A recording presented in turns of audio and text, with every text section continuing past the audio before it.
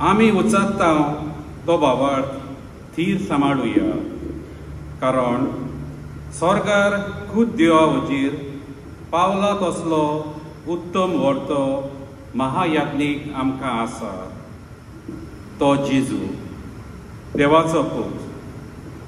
आमच्यो अचोकतायो ताका लागोन तसलो आमचो महायाज्ञीक न्हय.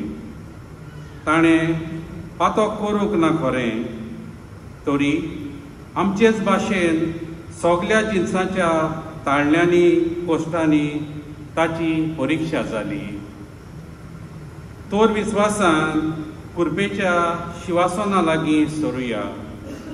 थंय आदाराची गरज तेन्ना मेळटली आमकां काकळूत आनी कुरपा. आपल्या संवसारांतल्या जिवितांत जेजून व्हडल्यान बोब मारून आनी दुखां गळोवन आपणाक मन्नांतलो वांटावंक जातालो.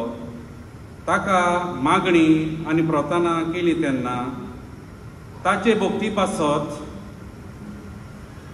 देवान ती आयकली आनी देवाचो पूत जावनूय आपल्या कोश्टां वरवीं खालतेपण कितें तें तो शिकलो. आनी बापान ताका सोपून केल्या उपरांत तो आपणाक खालती आसतल्यांक सोगल्यांक सोडवणेचें कारण जालो. देवाचें उतर हें.